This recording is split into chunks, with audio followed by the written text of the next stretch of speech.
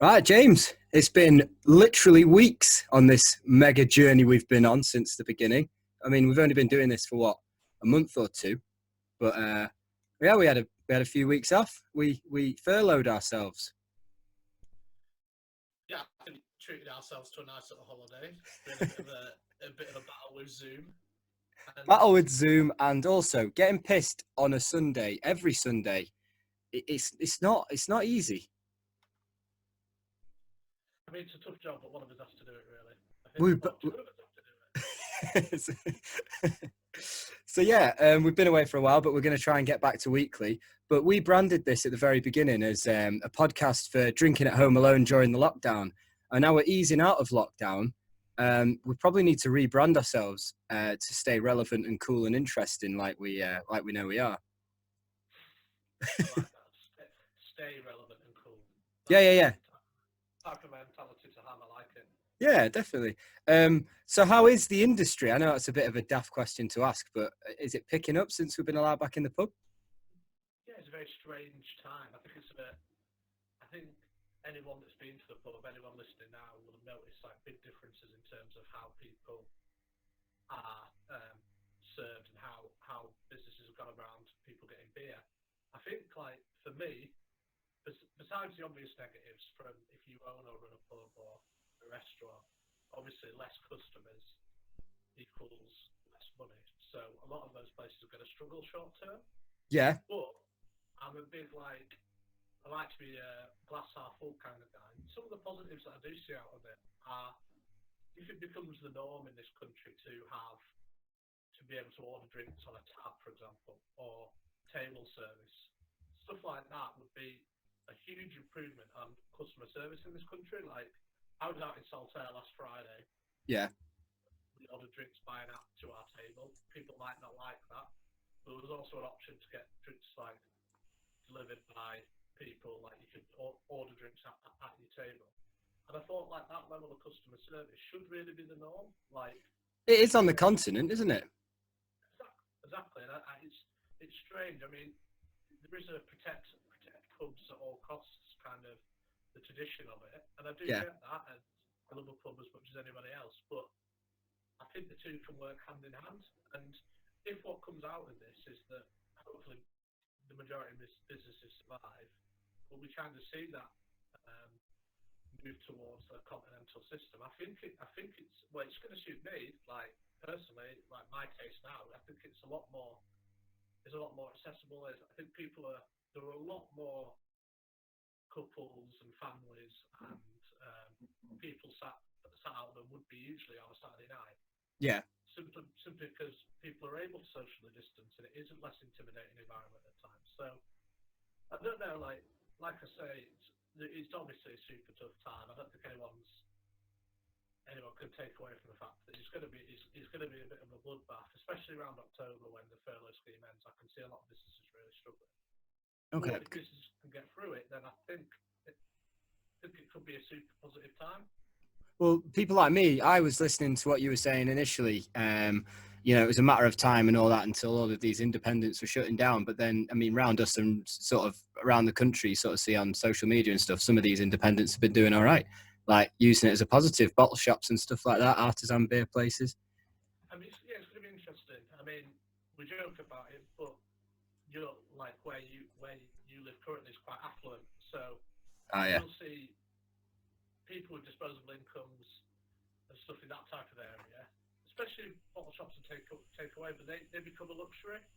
If Yeah. people's belts tighten, they do become a luxury. So, like I say, it's going to be interesting. And obviously, the way the government's going to handle it in the medium to long term is going to be interesting because obviously it's in their best interest for places not to go broke, Yeah. not only for employment, but the economy in general. So, like in terms of how they managed furlough and stuff, you can only really praise them for that. But it's going to be the next step. Is going to be how they support small independent businesses through Im- the next, and the effects are going to be felt 3, 4, 5 years down the line as well. So Double furlough, imperial furlough. That's what's next.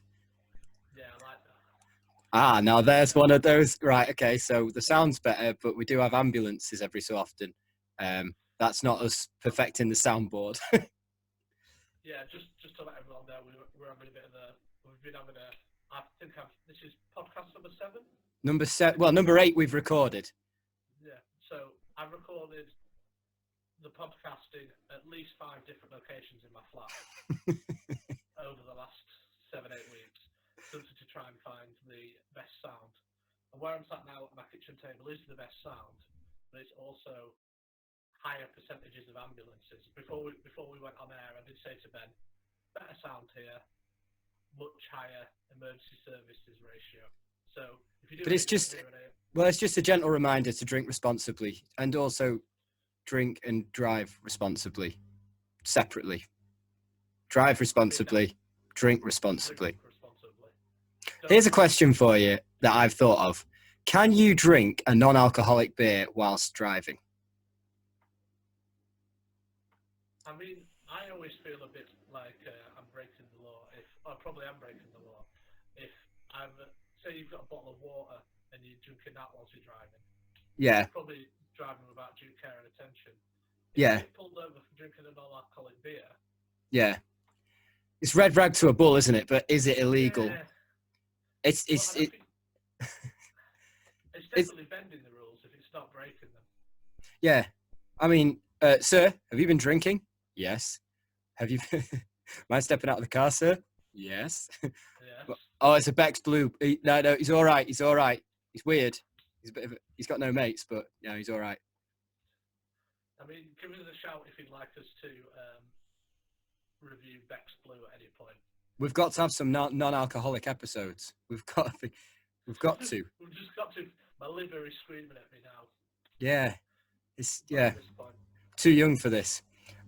Well, I mean, we're all for supporting all the independents. So should we go for our mainstay feature, the supermarket beer review? Yeah, I love this. And also, the funny thing about this intro is we picked a beer. We mentioned last couple of weeks that we were going to cover Blue Moon because a few people request it. And the funniest thing about this is the first supermarket beer review we've done, I think, where this beer is actually quite controversial for the way it brands itself. Okay. So it brands itself as Blue Moon, and if you look at the bottle, Ben will hold the can up to the picture for the people watching on YouTube. Nice. So if you look at that bottle, it's very simple, pastel blue. Yeah. Quite artsy. The thing about Blue Moon is it's actually made by originally Miller Coors, with Molson Coors now. Oh. Who are one of the biggest breweries in the world.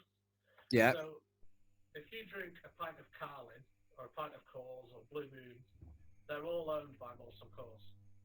So the image it portrays of being craft beer isn't actually true. I mean, its origins and the way it started, which we'll get onto, was very crafty, was very organic, but it is now, especially in the States, it's a big hitter. It's become much more popular over the last 5-6 years in the UK. So it's quite sly, the branding. Yeah.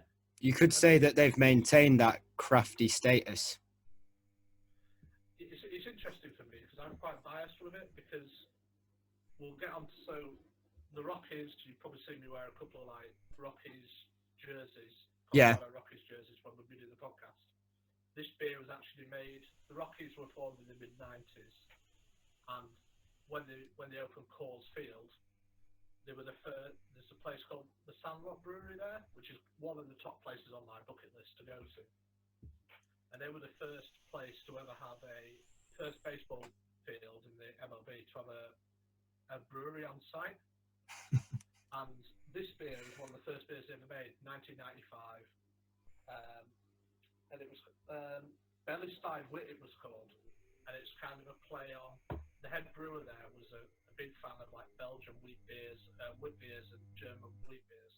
Yeah. And the German Weiss beer. So it's brewed in a similar style to that.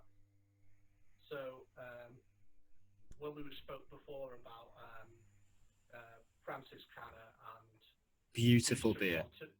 And Goose 312, and we were speaking about the American versions of that, it's brewed in a similar way. So for it to be called a wheat beer, we talked about this before, but it's got to have 51% or more than half of wheat in comparison with barley. Yeah. So when you look at this, the first thing you'll notice when you look at this beer is it's very cloudy. It is. Oh yeah, it's orange. Yeah. So the orange. So the basic recipe of this, how this came about was they use white wheat, barley, similar to the old Belgian styles. But the three big ingredients in this, you've got oats. You've got quite a high oat content, which almost gives it that savoury balance. But the two big flavours you get from it are coriander.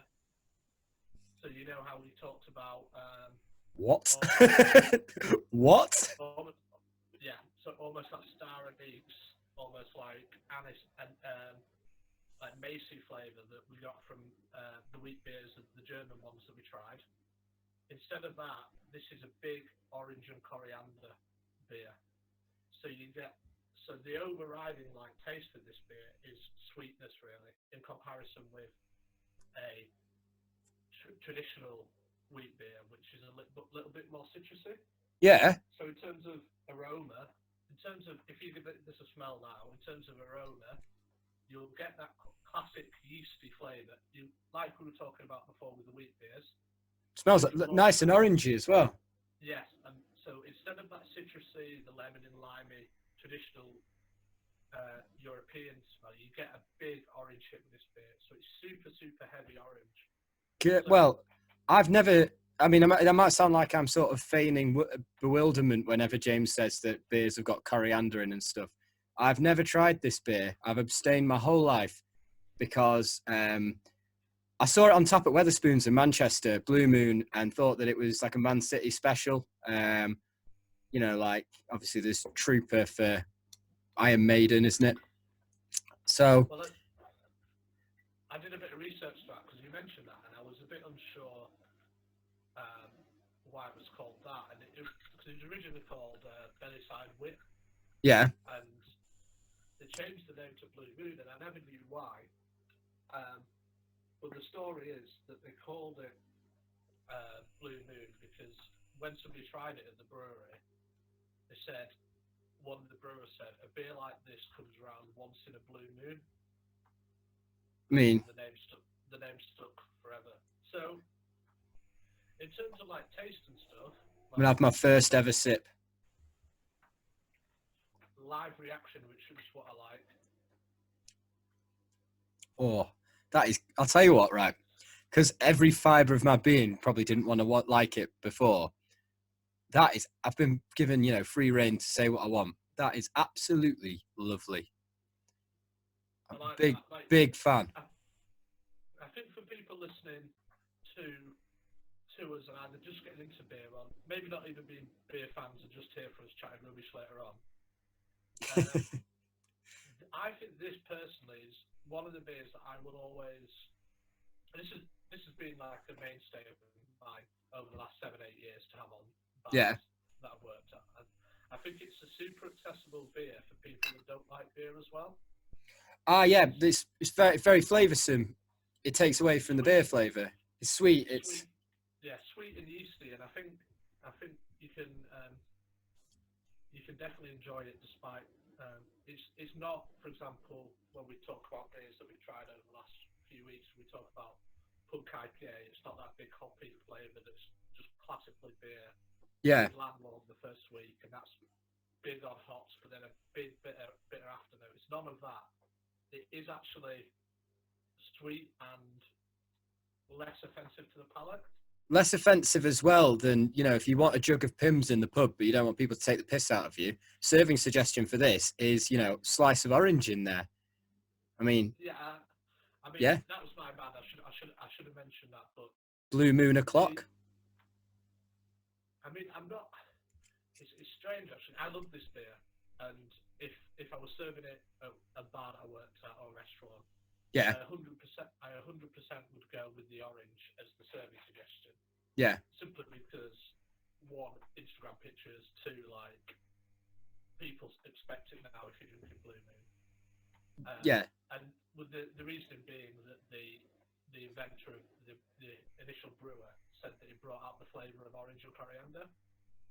Now, for me personally, I don't think I'm a delicate enough palate, or I can tell that it actually brings out the flavour because it's delicious anyway.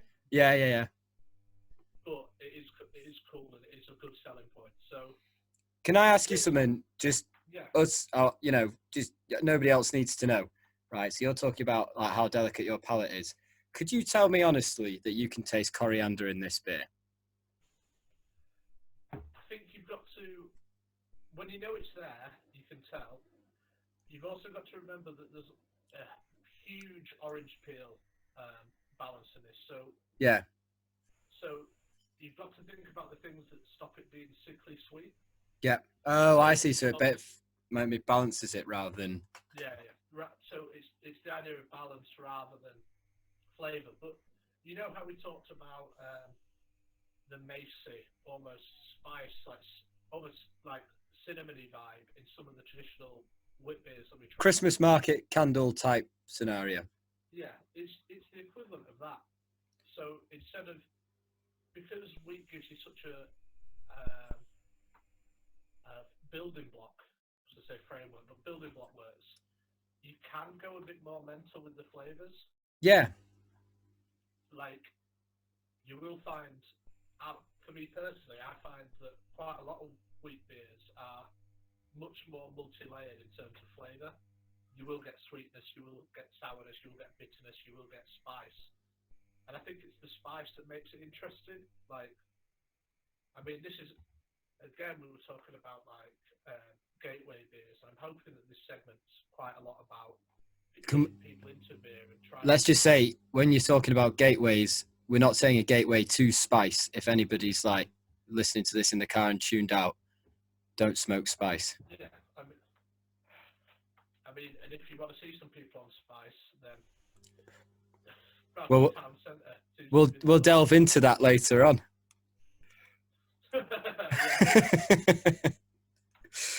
Sorry, I've derailed you there, but you were saying it's a platform for much better flavours, i.e. spice, and you like the spice in this. Yeah, I just think it's a great, again, it's another good entry-level wheat beer. I think, again, if it's you or your partner or your family or somebody who's looking to get into beer or has a sweeter palate and doesn't usually like beer, this is a great beer to try. Without being completely Henry VIII, right? You know, there are those beers that you might like buy your girlfriend or whatever and say, no, this is actually one that, you know, you might like. And I know there are exceptions and all that. So I'm talking about my situation and maybe anyone who can relate. This is a really nice fruity beer that's not too floral. It's not too obvious. It's just nice and smooth. Yeah, I totally agree. I mean, I did write some food pairings down. Oh yeah. If you say red meat again, then we know you've just got an agenda here. No, I'm actually. It's funny this. By the time the podcast comes out, I'll be like 12 days meat free. I think. Currently hitting the new vibes. Yeah, it's a bit strange, isn't it, mate?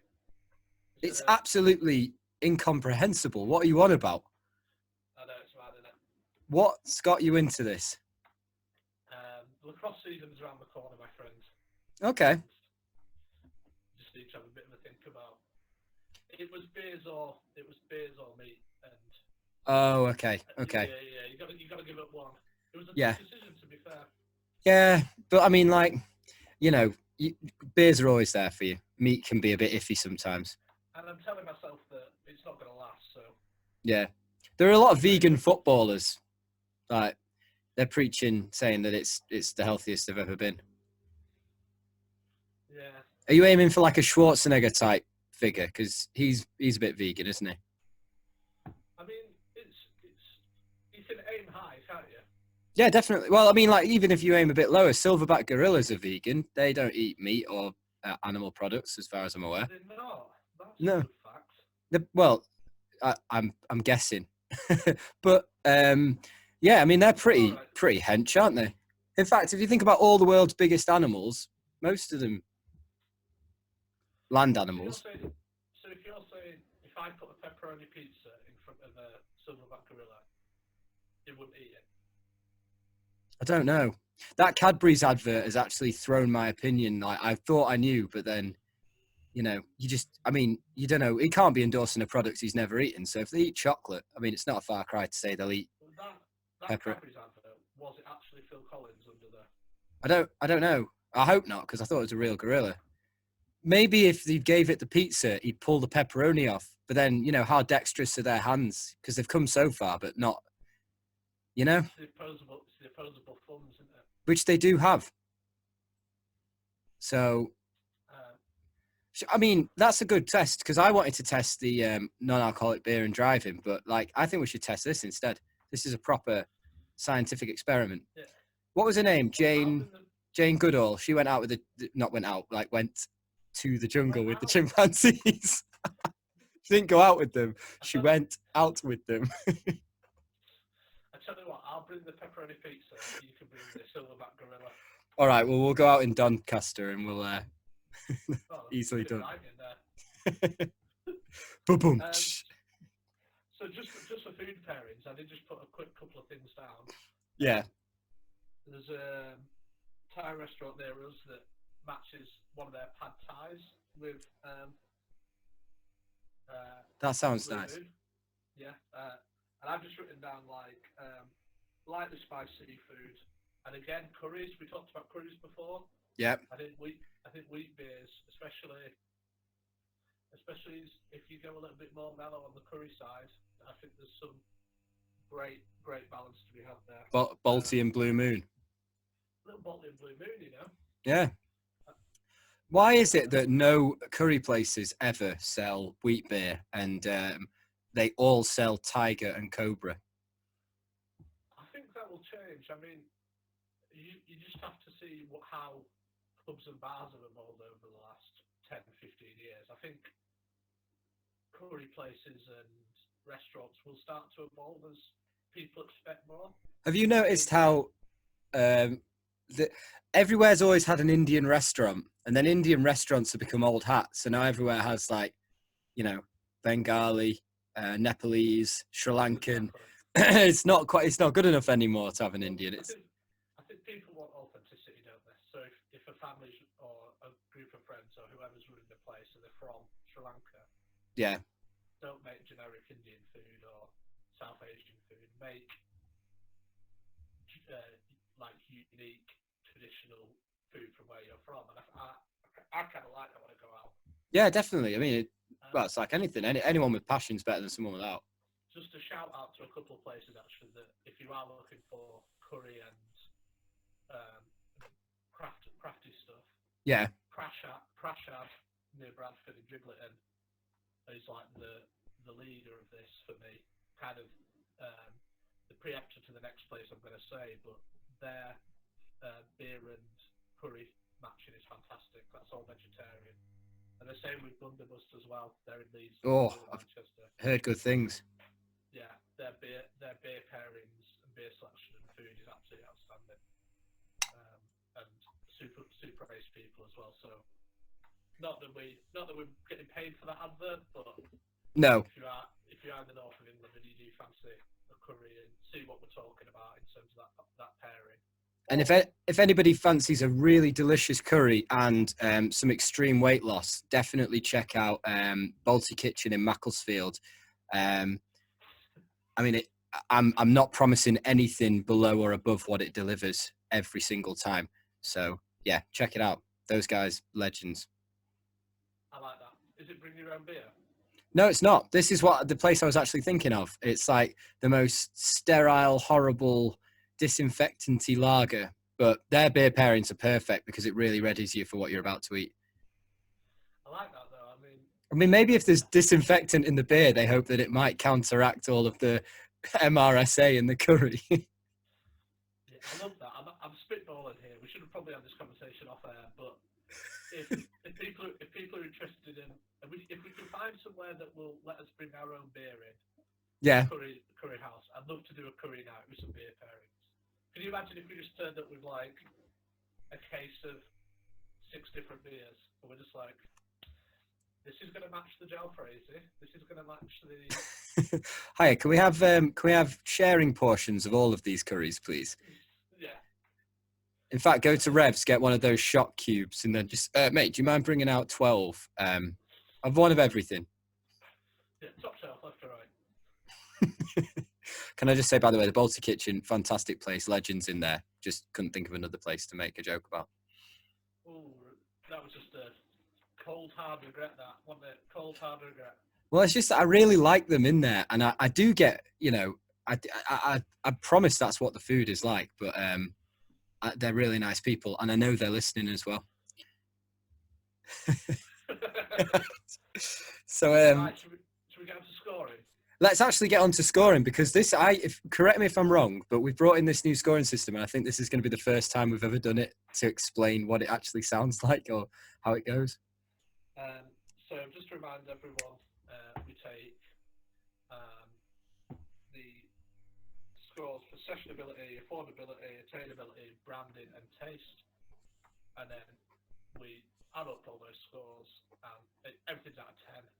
And that gives us a score out of 100 altogether. Yes. So I'm going to go with you, Ben. Okay. Do you want me? We'll read them out to you if you've got them. Okay. Well, I'm going to go for my sessionability. I've taken into account the fact that I don't think I could get tired of it quickly, because it's not that, I don't know, sharp or outrageous a taste. So I'm going to go for sessionability. Is an 8.5. Affordability, I found. Oh, go on. Go on, you go through them, and then you'll tell me where I'm wrong. David.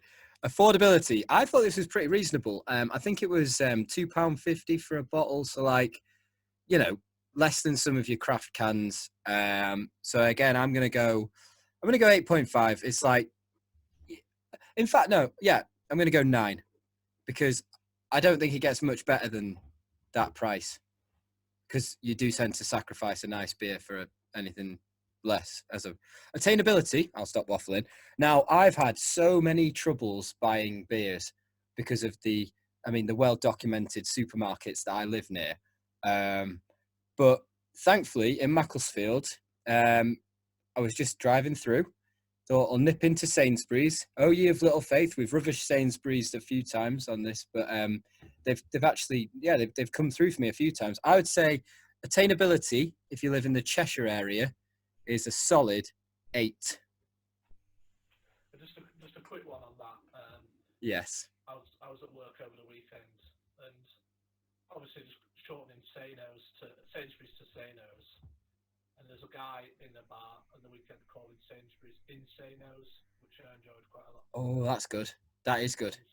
Insanos, yeah. I looked a bit insanos today, because when they talked about the pandemic and like, oh, you've got to wear a mask in shops, I was like, right, I'm seizing this as an opportunity. I'm not going to wear like one of these blue masks, you know, that sort of look a bit hospitally. I'm going to look online and find some funny ones.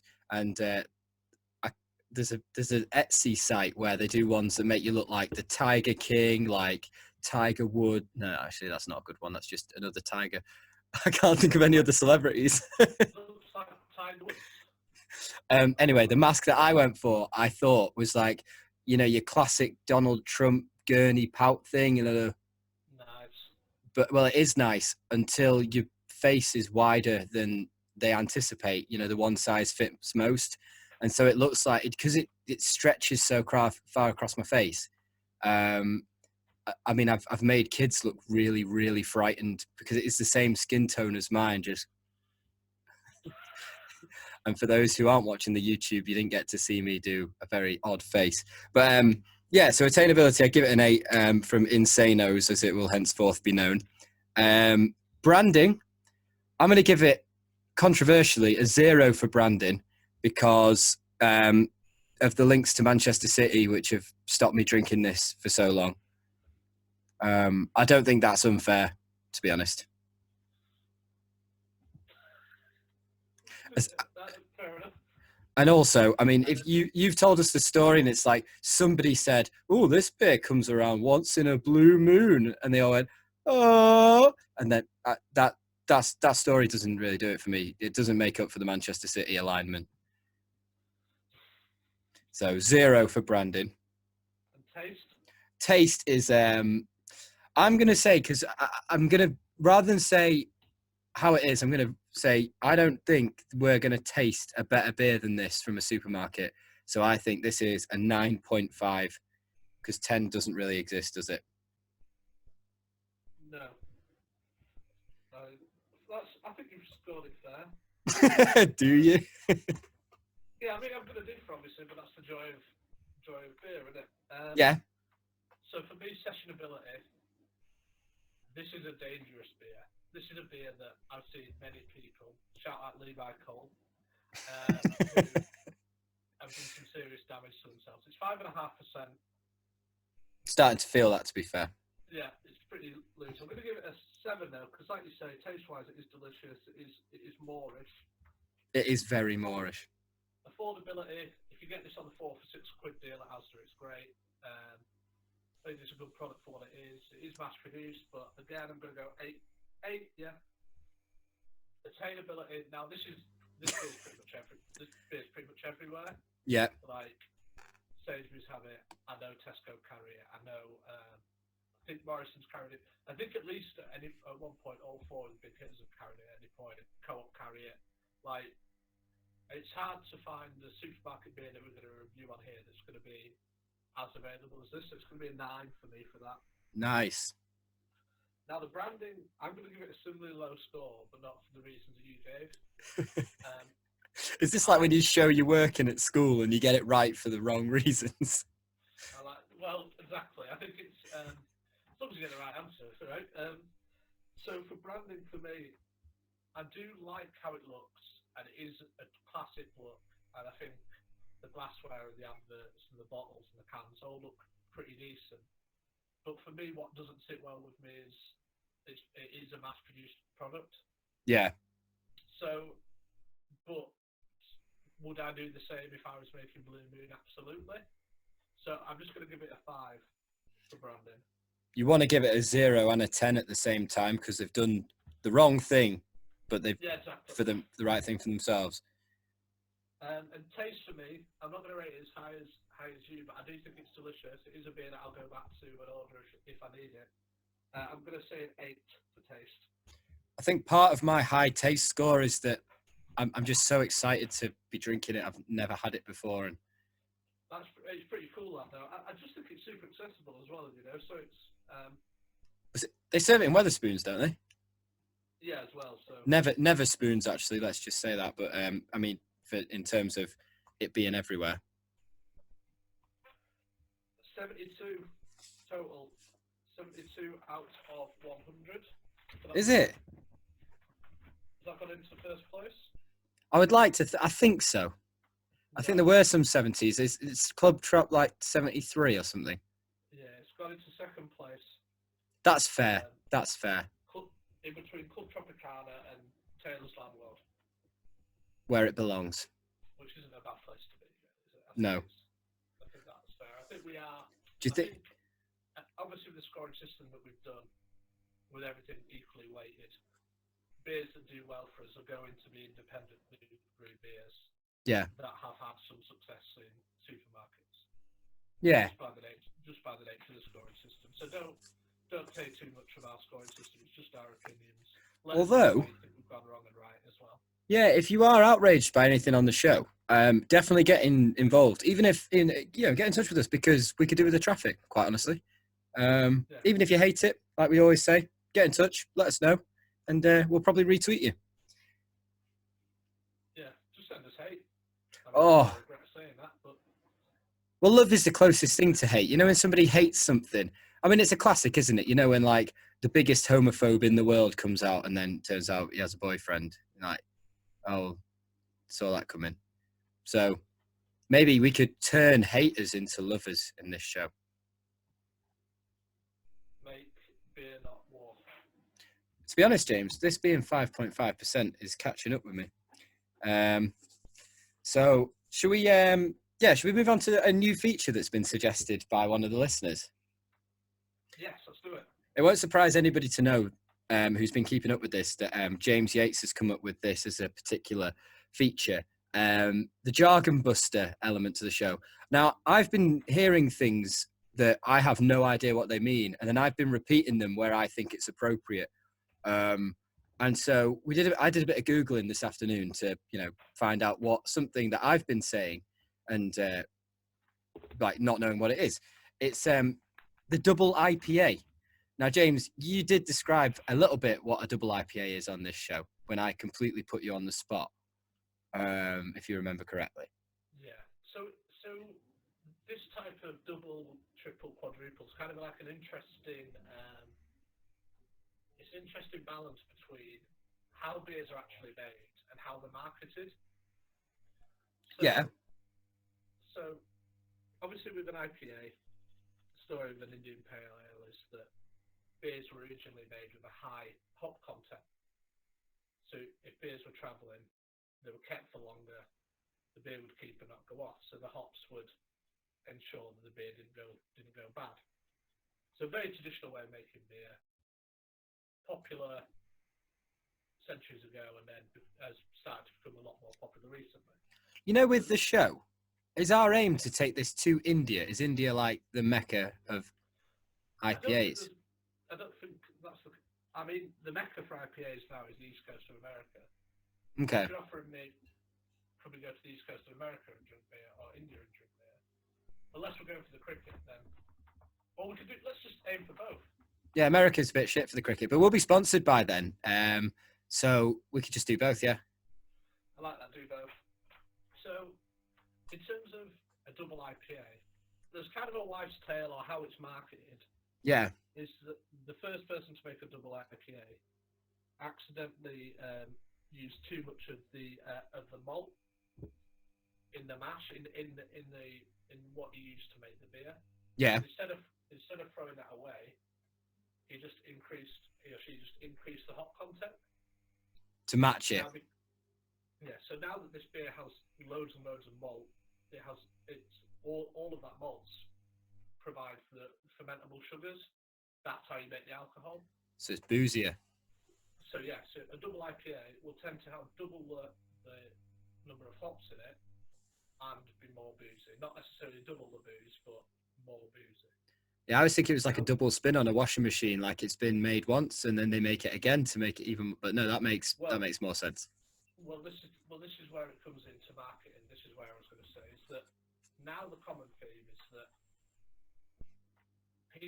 people take breweries or marketers or whoever take this idea and run with it. Yeah. So you may have a double IPA that does have double the content, and I think most of the double IPAs will have double the hop content. Well, what I've got here is that they tend to be richer in texture, more hoppy, and an ABV of either 9 to 10%, and then another source said 7.6% to 10.6. So your evening ruiner category. Well, yeah. In the wrong serve. In the wrong quantity. The point I'm trying to make is that the doubles, especially, tend to be naturally occurring. Say, for example, a beer that you have an IPA that would be at 6%. Yeah. Like classic IPA, and it's double hopped and it's 8%. It's the way of brewing it that makes it that percentage. Yeah. Whereas triple and quadruples, there are beers out there that use that much hops, but it's also a good marketing tool for companies. So, for example, it makes them sound unique. Yeah, so a quadruple hopped IPA could be 4 different hops, but all of a lower quantity. So it's not technically. So the overall hop content might. Yeah, so it's that of a double. Yeah, exactly. I mean, that is the biggest explosion in. I mean, the two styles over the last 5 years, especially in the UK market, that have exploded, have been the doubles and triple IPAs, etc. Just IPAs in general. But they are absolutely delicious. Like, there's no. We were talking yesterday, weren't we? And I told you that I'd had an 8.6. An 8.4%. Actually, it was 7.4% beer.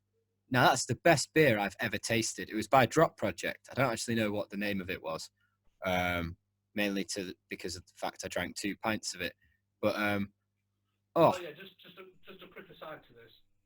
Ben was telling me a story yesterday where he basically got strong-armed into drinking 2 pints of 8.5%. it was just, well, I went to the bar. I was like, oh, that sounds nice. I'll have a pint of this, please.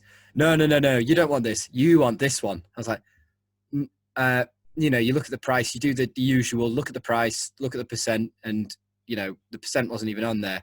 And I was like, it just said DIPA. I was like, I do a podcast with a friend who knows about this. I know what you're trying to do. So I was like, no, I'm all right. Thank you. I'll have, the one I asked for. He goes, no. Honestly, have this one. It's lovely. And if you don't like it, then you can order the one you wanted, the next time. I'm thinking, your will's stronger than mine, and I don't want to seem, rude. So what percentage is it? He's like, whatever it was, 7.4, 8.4. I was like, I'm only here for one, and like, yeah, but your girlfriend's having a gin and tonic, so it's pretty much the same thing. So James did the maths, didn't you? Yeah. So whilst go on. I can't remember what it was. It was madness though, wasn't it? All right, I've got it up here. Cleve books we used. So it was 8.5%, and it was. It's just a madness, Ben. To be honest, it's what was it, 11.40 for 2 pints. Yeah, you were telling me that you shouldn't drink it by the pint, but that was the only. I asked for a pint of something quite weak, and that was the only option for me at that point. So Ben's 2 pints. And I felt okay. Was 9.7 units, and so he was saying that Beck was drinking gin and tonics at the same time. Single gin and tonics. Yeah, it's just the equivalent of just under 10 single gin and tonics, or 5 doubles. So after my nearly 10 gin and tonics, I learned a lesson, which is that these double IPAs, whilst delicious, are not very good for you. But I wouldn't take it back, to be fair. They were it was Drop Project. I'm going to look into them more. I think they're from Wigan, somewhere around there. Your neck of the woods. My neck of the woods, yeah. And then these triple IPAs that we've been talking about, debatable whether they even exist, like if it's not just a strong double or a triple, but they have the same sort of debates in Newcastle, don't they, where there's trebles bars, and then are they serving you trebles? Because that's really unhealthy. It's not ideal, is it? No, I mean, my friend Alex Calder, who I think we've mentioned on the show once or twice, friend of both of ours on the show, brewer of an Imperial IPA. He had a triple Ray Nephews and Diet Coke once. And whilst that might sound boring to anybody who's not drank Ray Nephews before, or Ray and Nephews, to give it its own horrible name, absolute night ruiner for him. That, I tell you what, if we're talking about drinks that go with curries, that was one that definitely didn't, as we came to realise. That's a madness, that. Just everyone Ben, if you could ad-lib for about 10 seconds, I'm just going to switch the light on in my kitchen so I don't feel like I'm in the darkest room of all time. Okay, well, ladies and gentlemen, it's the moment none of you have been waiting for. The knowledge is gone and the enthusiasm is remaining. A double IPA is also known as an Imperial IPA, which is why they think they came up with the name double IPA, because it had 2 I's at the beginning. So an IPA, yeah, interesting. It turns out from a bit of research that we use the double IPA in Europe, and the Americans, as is their tendency, use the Imperial. So you get an Imperial IPA in America and a double IPA in Europe. I'll tell you what, as ad-libbing goes, I thought I was going to talk about something lasciviously filthy or something, but no, bit of beer knowledge. I was expecting the filth, but I'm sure people are going to appreciate the beer knowledge, mate. Yeah, people keep saying, I really, really enjoy the show for the beer knowledge. I think that's not my bit, so I've tried to do a bit more. Oh, that's cold. That's cold. Yeah, but it's cold, but it's meant in a nice way. That's fair enough. Because, when the compliments were ringing in at the beginning, like, oh, guys, show's great. And then, the people who actually carried on listening or actually made it through a whole episode, like, yeah, I listen mainly. I mean, Rob Jakes is one who said, yeah, I am mainly listening for the beer knowledge. Like, I don't contribute to that. I feel like you're doing yourself a disservice, mate. Oh, thank you very much. Well, maybe I'm like, a live sort of version of, getting into the beers and getting carried away with it, really, because my transformation over the last few months, when people take pictures of themselves, before doing a load of exercise and then afterwards, I don't know what the equivalent would be apart from probably the reverse. I'd be like, this is me before drinking double IPAs and professing my knowledge about them before knowing anything. And this is me, well, Transformation Tuesday. But yeah, so that's a bit of a jargon buster. If anybody wants to know or wants us to break down any jargon around the beer terms, message James directly because he knows. Yeah, all my stuff is on our Twitter and Instagram. Just follow me, and please don't be a weirdo. Talk to me about beer and stuff. Oh yeah, if you want to be a weirdo or talk about anything like, will gorillas pull the pepperoni off a pizza, which I actually want to explore a lot more than we're going to. To definitely get in touch because that's my what's it called? I want to say jailhouse, but that's not what it is. That's your wheelhouse. Wheelhouse. Wheelhouse Van Houten. Right then.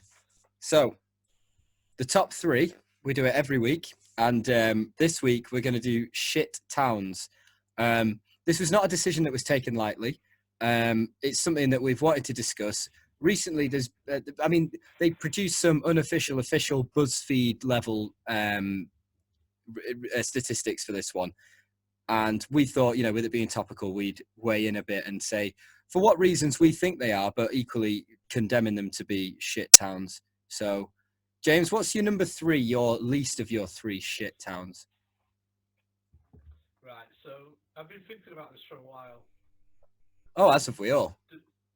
Do I do it? Do I say? I'm going to say it, and people should say I should have hometown pride. I should have whatever. Yeah. But after 30 years, my parents are finally moving away. I'm finally saying keep West Yorkshire. Right. This actually featured on this official posting for the worst places to live in the UK. I think it was number 7. Yeah, I mean, I absolutely love the rugby club. People who know me love the Cougars. Try to go as much as I can around work and stuff. Yeah. I think it's one of the best days. One of my favourite clubs in the world, the Bolt Makers, is there. I know a lot of people from when I grew up there and whatever. But it's not necessarily the people or even the drinking scene or even the rugby club that makes it bad. It's literally everything else. Okay. Yeah, I mean, it's... Tell us about Marks and Spencer's. Go on, what's happened? Well, it's just gone. It's not there anymore. Macclesfield nearly fell victim to that, but managed to keep its Marks and Spencer. And I always feel like, because I had in my head was Keighley and Bradford. And on a personal level, Keighley is... What, the place you live and the place you used to live? Yeah, and I mean, Bradford, I could see there's potential in it. Keighley, I struggle to see the potential. Bradford has a Nando's, so it's above most places. 2 Nando's. Oh, Imperial Nando's. Yeah, it's wild. I mean, it's the only restaurant in town, but it's yeah, I just really struggle with it, and I finally come to the realisation I don't think I can defend it anymore. And that's that point to get to, isn't it? But yeah. So I started with a sad one. I was going to say that's quite morose. So I thought we were going to be poking fun and talking about well.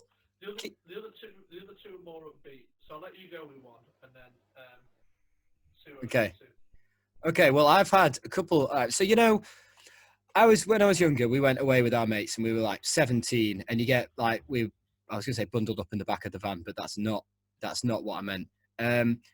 We went out taken to a campsite by our dads, and sort of stationed there with tents and a load of beers, and we thought, right, this is it. This is what being grown up's all about. Now, I was late to the drinking game. I will admit that. So this was an absolute revelation for me.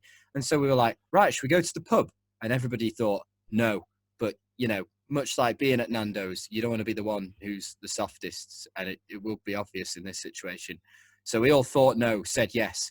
And so we started on a walk into town to go and find a pub. We walked quite a distance, to be fair. And Bangor is a university city. Like, you'd think there's quite a lot going on.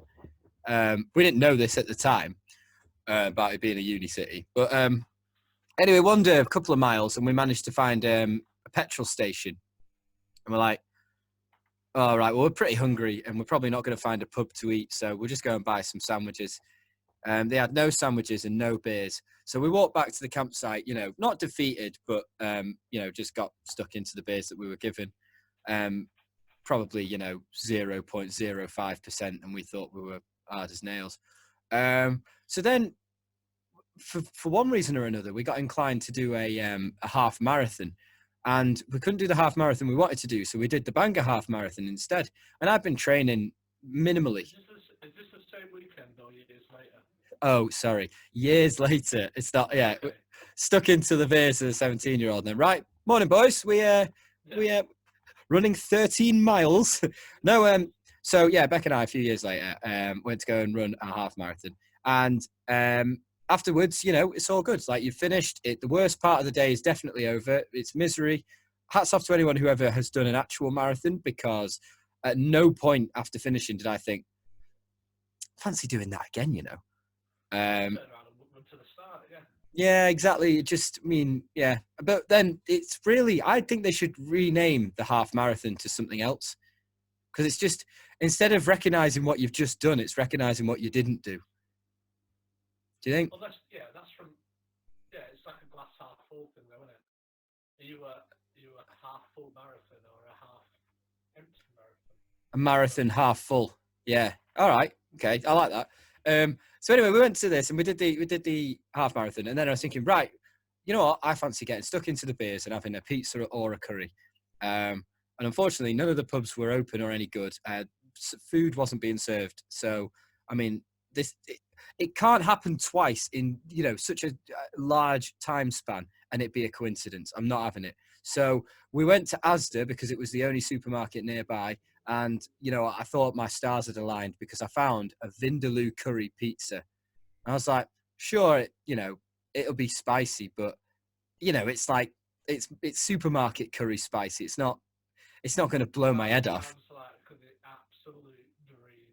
It does sound like the dream, doesn't it? So we took it back to where we were staying, and I battled through this Vindaloo curry pizza, and it was probably one of the worst decisions I ever made. And I'm you know what, interesting for me. I'm not even going to go into why, but yeah, the lack of places to eat, and the fact that there's no nightlife in a university town, and the only famous people that I could find that come from there are Duffy, who's been in the news recently, and Wayne Hennessy, who's been in the news recently as well for doing a Nazi salute in front of a German footballer. And then his defense was, oh, sorry, I've never heard of the Nazis. And so he had to go on a what's it called? A Nazi awareness course. A Nazi awareness course. Otherwise he gets 3 points on his license and an £80 fine. So yeah, he had to go on a Nazi awareness course to learn why you can't, you know, Hitler salute at German players. And it was a big eye opener for him because he'd never heard of it before. So the fact that it can raise Wayne Hennessy as well has got to be a massive strike against its name. So yeah, Bangor. Yeah, I like it. I mean, I've got a similar one for you actually. Not in this country though. Oh, I didn't know we could go international. I mean, it was just shit towns, right? Do other countries have towns? Well, this is definitely a town. Okay. Because Bangor's a city. Oh yeah. I mean, my last one's a city as well. So. Right, go on then. Have you been to Gibraltar? No, I haven't. Right. Gibraltar itself, very British. In fact, more British than Britain. Union Jacks everywhere. Every pub's like the Red Lion or the Dog and Duck and the Queen's Head. Yeah. Like partisan English. Yeah. But because of the Spanish relationship with Britain about Gibraltar, I think Spain have deliberately made the town outside it, La Linea de la Concepcion, about the worst town I've ever been to in my life. It's run down. Did you think like, oh, we'll just go and see what the old town's like? It's wild. It's run down. It's apparently full of brothels. It's like it is wild. I mean, we've got a friend over there. Pat lives over there. Yeah. And if you ask him about it, it is one. He lives in Gibraltar, not brothel section. Oh, yeah, well, the Red Lion district, not the red light district. I was trying to leave it to interpretation, but yeah, I mean, all of the people that work on Gibraltar actually live quite far away in nice, like, gated communities and beachside resorts. But La Linea, yeah, I wouldn't recommend anybody spends more than 5 minutes there. The only time anyone spends any time there is when the Spanish passport control are being cut and not letting people into Gibraltar. Well, that was a big thing, wasn't it? They were saying that what happens with Gibraltar. Actually, you know what? I don't think there's a lot of legs to this conversation because I have no idea how it works. So, but yeah, that was going to be a thing, wasn't it? That people were going to be stopping over in La Linea. And I mean, what on earth would you do with all your time there? Hookers and blow. Is that a car wash? So yeah, okay. Well, I mean, it's nice and varied. I tried to vary. I mean, do you know any famous people who come from there, or come there in general? Oh, well, I've come there. Stories these walls can tell, mate. Are you done with La Linea throwing shit at it? I'm done with La Linea. Get out. Okay, right.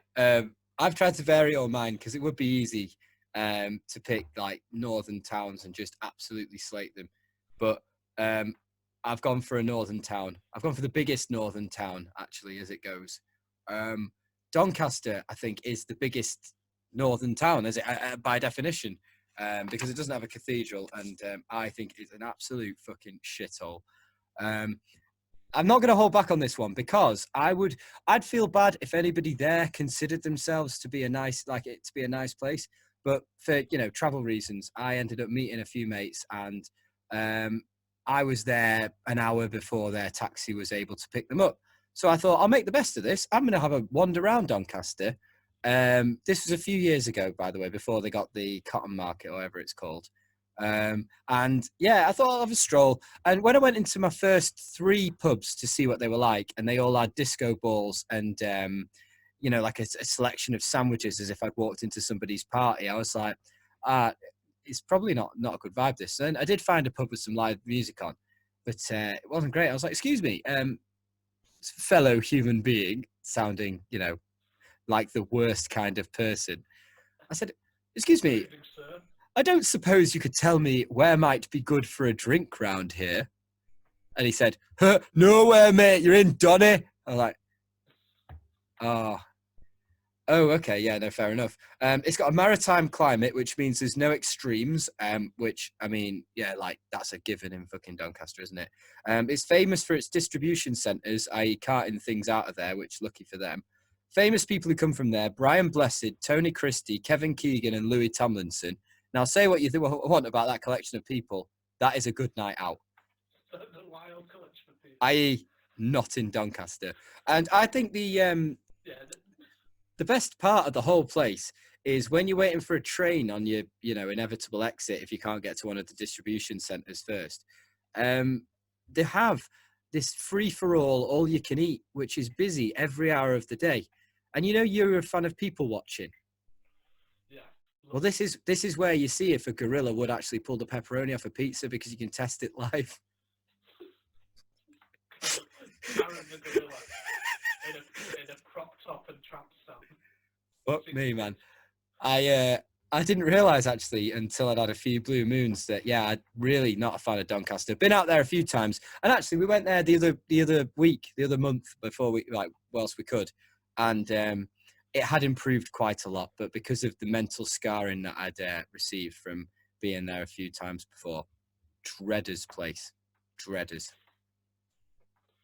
So, my number one, I mean, a huge shout out to one that I was tempted to say, but I couldn't bring my heart to say it. Should we have an honourable mentions at the end? Yeah. So, well, this one kind of leads in. So it's Black. I was going to say Blackpool.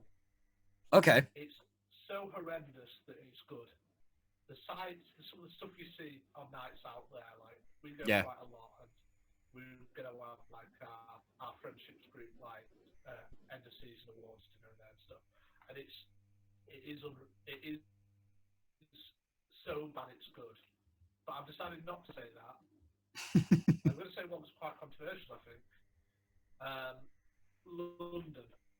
Oh, now I wondered if we were going to say one that was the same, and we aren't. But yeah, London. Go on. It has, like, and by any means, like, people can take me out down there, whatever. I've been down, I did go down to London, like, between the ages of, like, 15 and, like, 25, maybe. Yeah. Other than, like, for the football. And I didn't think I missed it. I've had some good nights since, like, but the majority, it's like pubs close early. Yeah. It's quite expensive. It's full of dickheads. Like I like Camden Market was cool.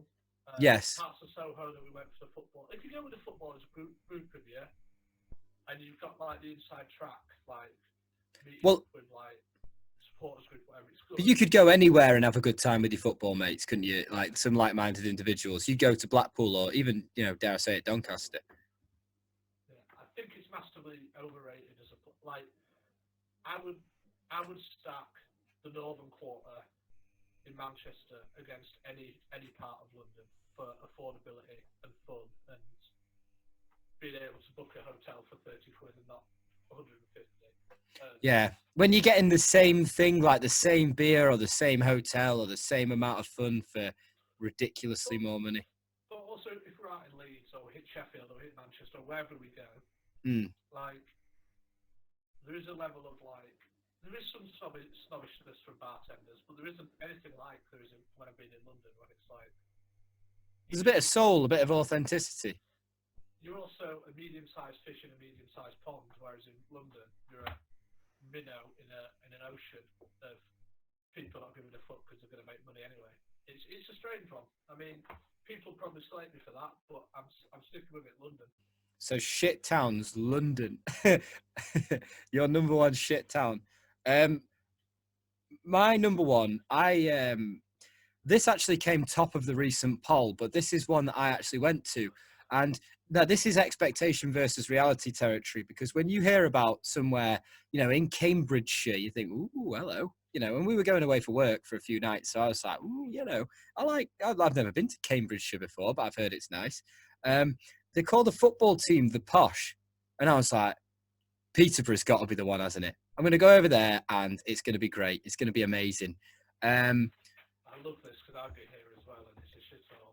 Fucking hell, man. Why is it so behind the times? I mean, they're still tattooing each other with biros in like what looks like fighting scenarios because everybody's got them. And I mean, you can't survive on just fish and chips. I know they're trying, but like you can't. It's not even coastal, so why are they trying?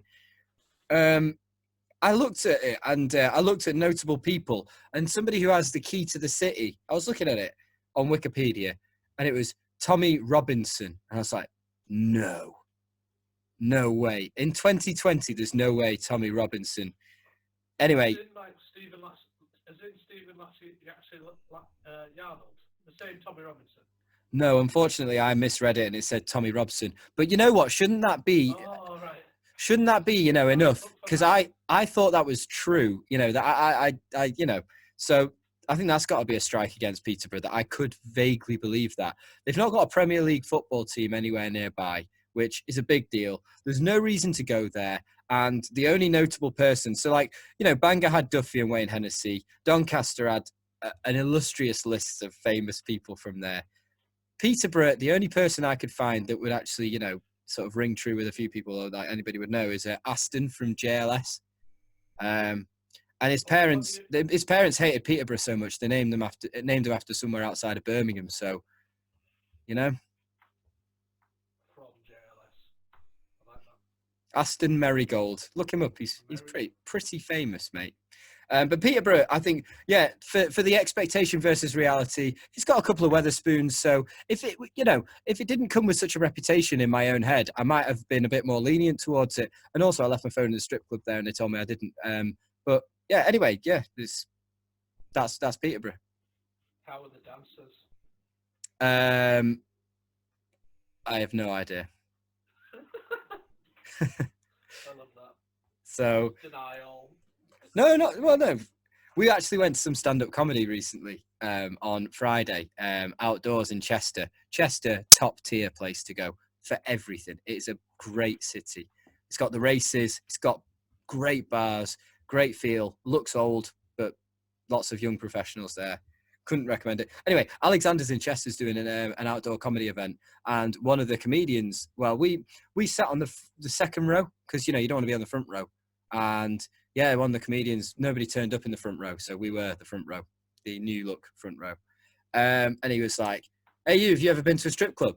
And I was thinking, "Oh, I know. Have you ever had a lap dance?" I was thinking, "Oh, I don't want to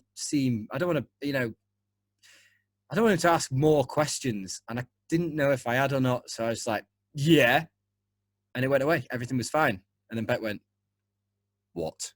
I was like, I don't know." But anyway, the comedians had roasted us a few times before this, so this was just like flying the ointment, You know, like the Simpsons "Stop him, he's already dead" meme. It's exactly what it was. He was kicking me when I was down. Right, should we move on to our newest feature? Well, second newest, I suppose, but certainly the most exciting because we've got this music to go along with it.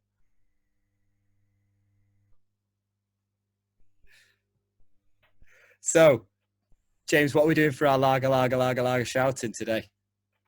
Right, well, I thought we'd move away from a generic brand of lager. Of course. We've actually gone for a group of lagers. Fresh, interesting, new ideas.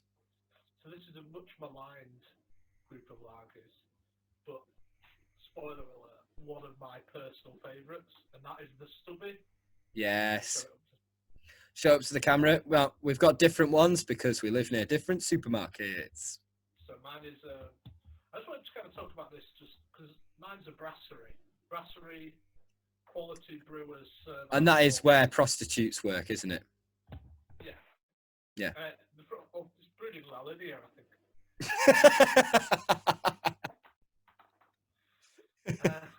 Got a tap room.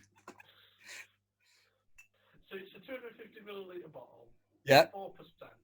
And 10 of these today cost me £3.09. Ooh. So that's working out at 31p a bottle. So you've backed the Aldi Stubby. Express, yeah. So Sainsbury's, the Sans Savoir. It sounds French. It probably is. It says it is.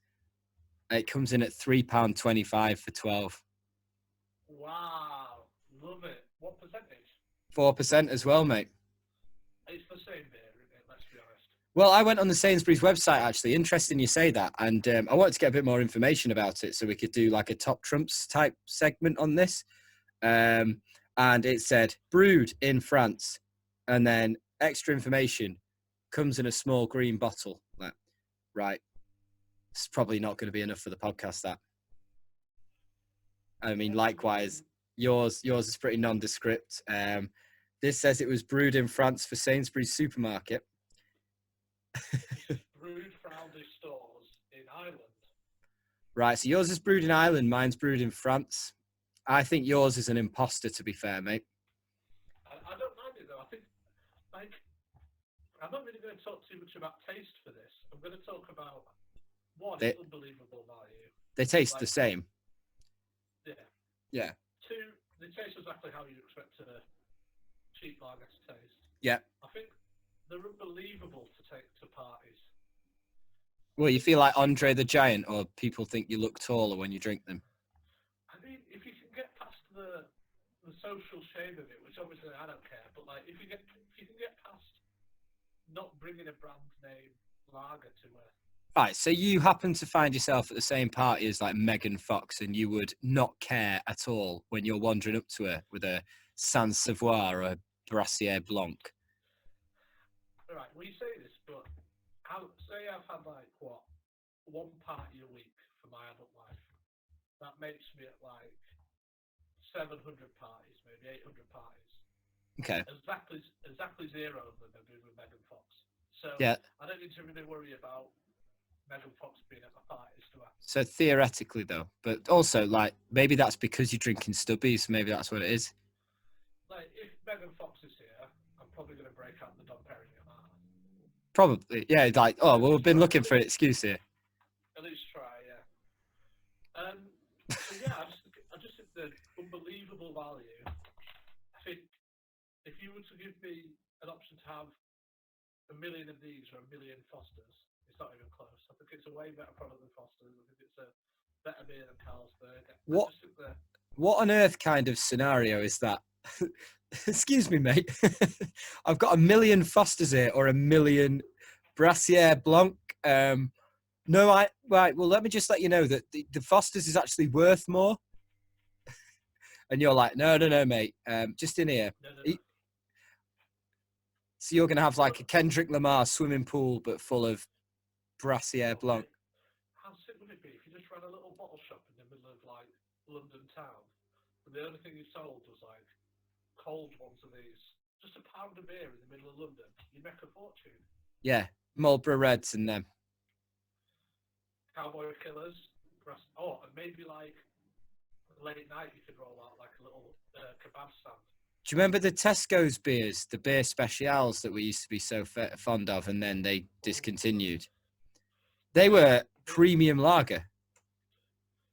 If people ever asked me what the moment I felt like uni got off the rails, yeah, there's quite a few post-Welly stories. And by the way, just a shout out to Welly for closing down. Welly's the ginormous nightclub in Hull that we all went to, the indie nightclub. It's gone. Best nightclub of all time. Yes. So some of the stuff that happened after Welly, legendary, can't be repeated on here. Wild things. Where I've thought, where is my life going? Did you say that just so I wouldn't butt in and say something that can't be repeated on here? I'm thinking. But before Welly, the reason that I knew we were going to shit was the day that we were pre-drinking and somebody brought us their pre-drink. So like my pretty standard offering from the supermarket was a bottle of vodka, Sainsbury's Basics, and some Iron Brew, a 2-litre bottle of Iron Brew. That doing my pre-drinks was about £8.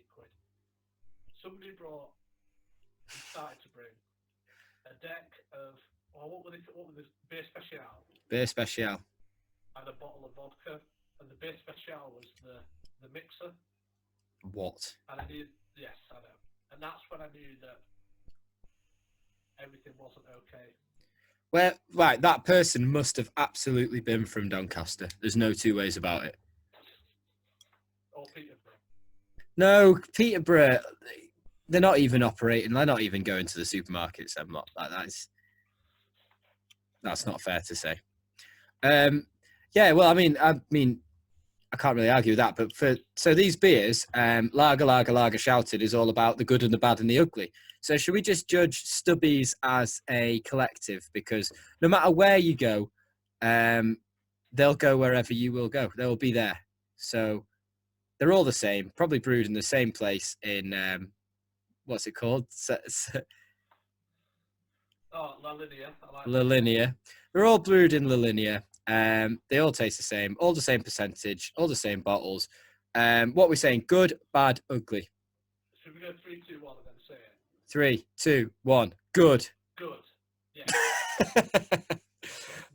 That's probably the Zoom delay, to be fair. But yeah, right. We are saying good. So there you go, guys. If you're ever short of something to drink and you can't find any Blue Moon from this episode, take home the fact that you can drink Stubbies without any judgment unless you bump into Megan Fox. And then we'll have to ask her opinion. And if you go to a party or you're out and somebody judges you for drinking stubbies, just forward them to us and we'll have a word. Oh, we could get them on the show. Yeah. Right. Very quickly then, should we round off? Let's do it. We're going to do a series of fundraisers, including the charity walk that James has mentioned previously. I'm doing a bit of a run, which I've been training for, which is way harder than what I thought it would be, to run 16 miles in a hilly environment. But we're getting there. The walk, James is going to tell you some info on now. Yeah, so anyone who wants to get involved, we're still looking for some sponsorship or people to come down on the evening. So basically, for anyone who hasn't listened or heard us, we're setting off from Liverpool on the 26th of May next year, planning to work 30 miles a day-ish along the Leeds-Liverpool Canal. Yeah. So we get to Saltaire, Shipley area on the Saturday the 29th.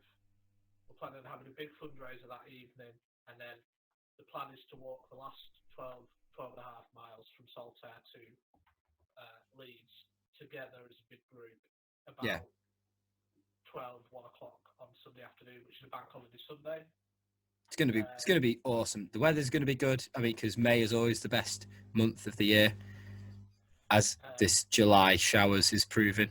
Yeah, exactly. I just wanted to say that if anyone does want to get involved, either do a day or two with us, that'd be amazing. Well, let's just say that anybody listening, that we mean you, like literally anybody. If you're listening and you're thinking, right, well, I could do with I fancy going for a few beers whilst walking down the canal. I mean, it's going to be a long, long walk every day. So, but yeah, anybody, everybody, the more the merrier, literally. Yeah, and just to top that off, any help that we can get or any support, or if you fancy dropping us a line and coming for the Saturday night, we have got a band booked and all that stuff. It's going to be insane the Saturday night. It's going to be so good.